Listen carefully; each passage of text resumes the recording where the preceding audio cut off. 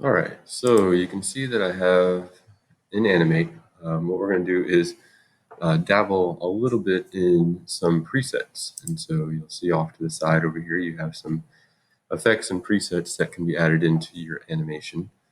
Right now, you can see that I have activated the cinematic transitions between some of the scenes here. Now, if you wanted to add some extra interest, and this is something that I would suggest to kind of further personalize your project, is maybe at the beginning, you want a little bit more of an attention getter, right? You can do something similar to this. Let me turn this on. And what this does is kind of gives you a staticky old TV kind of a look, kind of static. And then here comes the name, and it looks pixelated. I hit space bar, it should play out a little bit better.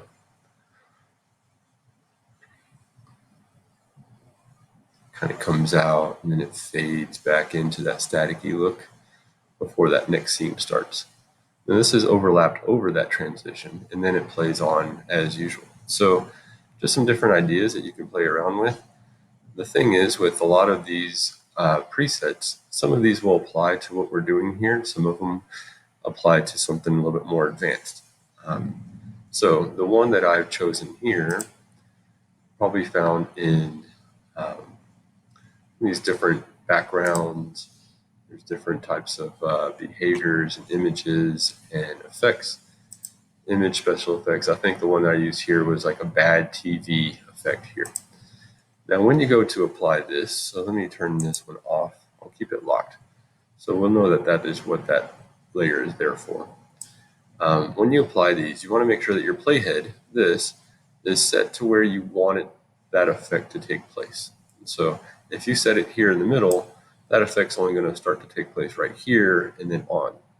So what I want to do, since I plan on adding an effect here towards the beginning, you can open up these animation presets off to the side, and you can kind of experiment with some of these. Some of these you can drag and drop onto the background. Some of them you double click on. So it all depends. So if I take this one, for instance, there's so many. You notice that the editing window pops up immediately. So here's the edit window. And I don't want to see this right away. So if I knew exactly how this worked and I knew how to manipulate this, then I would jump right into it. But there's so many different presets that I don't know them all. So I can kind of play through a little bit and see what effects happen there. That's a pretty cool looking effect. Now, what I might want to do is manipulate this and change it to where it doesn't play throughout the whole thing. Because you can see here's the key frames for that effect. Once I open it up with this little arrow, you can see here's the effects layer, and all of these are the frames that are associated with that. Now, if I keep opening this up, you're going to see that it expands into more. And so dust and scratches and so on. So you can tell it essentially where to start and stop if you wanted to.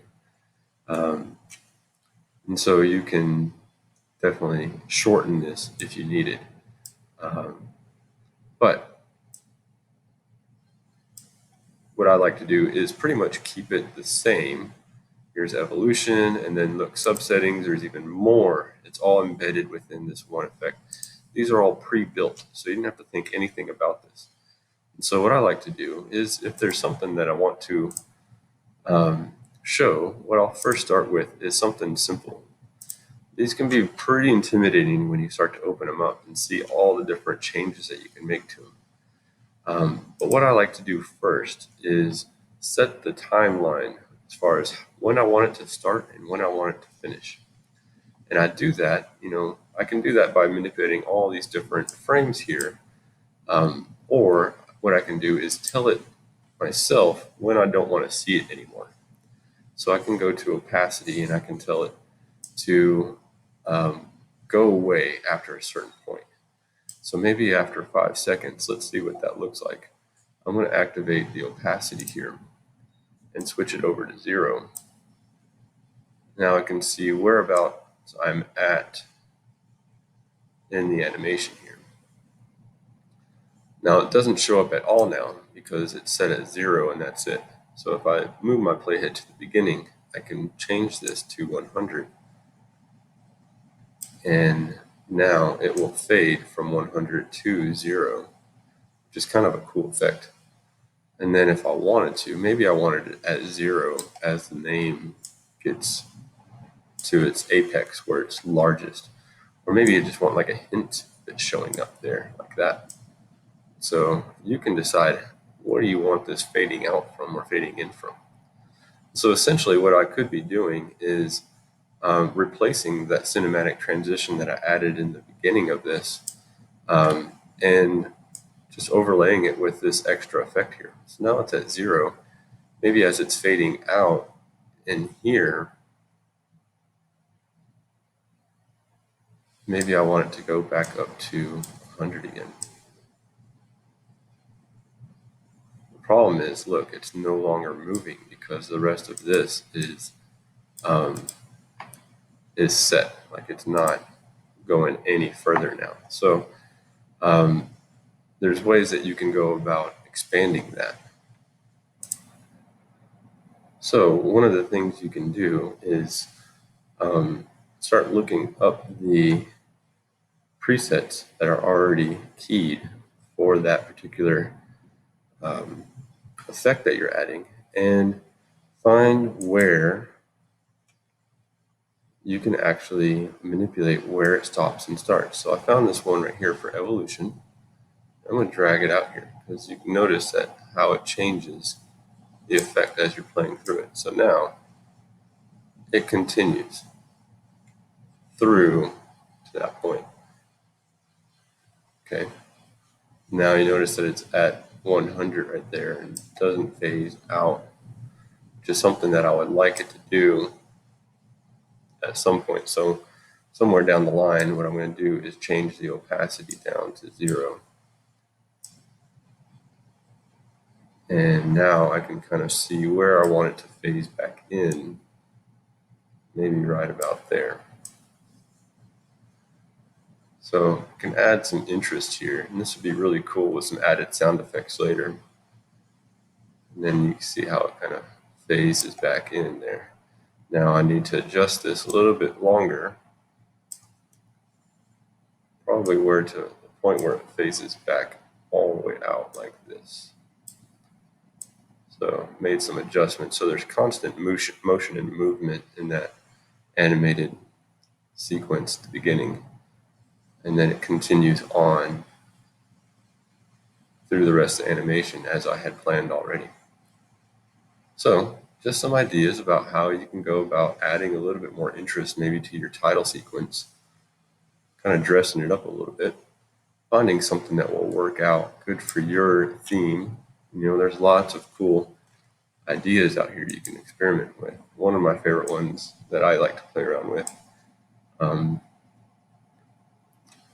is like fog lights. I like this one a lot because it's a pretty simple one to manipulate, and you can see kind of adds a spookiness to it.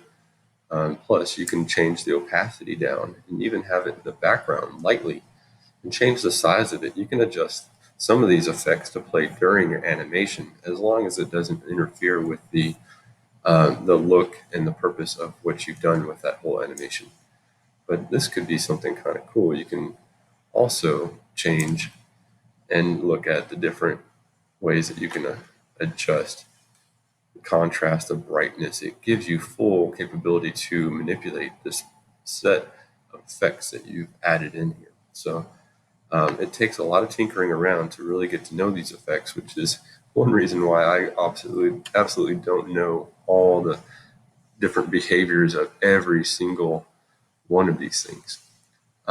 Like I said, there's going to be some that won't apply, and you'll know that when you go to take these and try to drag them onto your workspace here. I usually close this out, and then you can see, you know, some different cool effects. You can extend this one to make it kind of wrap around. And there's also, there's some really cool ones down here. Let me see where they were.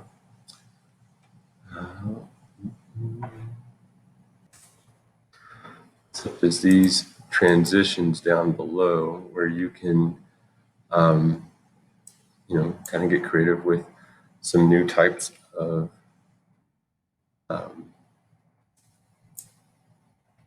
it's showing up right here. Let me see if I can get it to show. There we go. So you can see how you can phase that in and out. If you were to